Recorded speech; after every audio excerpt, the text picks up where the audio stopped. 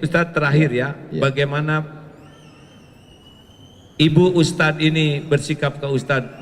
Ibu Ustadz dalam pandangan Ustadz seperti apa? Mak.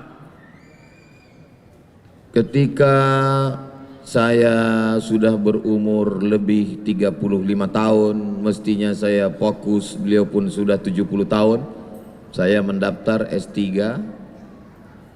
Tapi beliau selalu mensupport, kamu mesti selesaikan kuliah. Jadi beliau tidak sampai pendidikan, amat sangat pendidikan. Saya bukan termasuk anak yang baik waktu sekolah dulu. Saya lari dari pondok, kelas 1-nya lain, kelas 2-nya beda, kelas 3-nya enggak sekolah. Pernah saya 6 bulan enggak sekolah. Dia selalu sabar mendidik saya. Oleh sebab itu pelajaran yang dapat saya ambil, ibu-ibu yang punya anak badung, nakal, tetaplah. Mungkin dia punya masa depan seperti saya. Andai ibu saya membiarkan saya, mungkin sekarang saya sudah jadi geng motor, sudah jadi setan saya sekarang.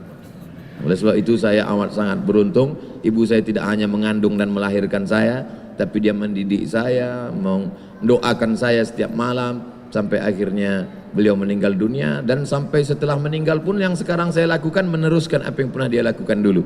Dia dulu ketika hidupnya menyimpan beras, setiap bulan beras dia simpan.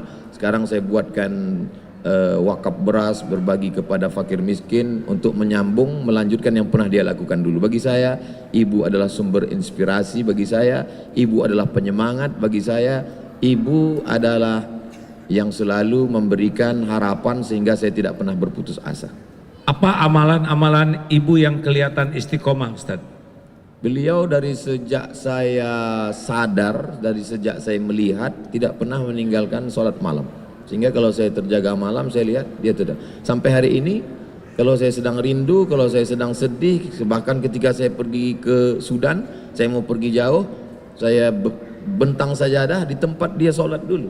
Saya ambil rehal tempat baca Quran, saya buka Quran yang dia baca. Karena dia selalu duduk di situ, dan kalau saya bangun malam, dia pasti sedang duduk buka Quran. Saya sholat di tempat dia sholat, saya baca Quran yang dia baca, saya sholat, saya duduk, bahkan saya tidur di tempat itu dapat mengurangi kerinduan saya. Bagi yang masih punya ibu, masih hidup, belikan makanan kesukaannya, suapkan dia, cium tangannya, peluk tubuhnya, cium keningnya. Karena ada masanya dunia ini hampa, tak terasa, tak ada gunanya lagi hidup, karena dia adalah sumber segala.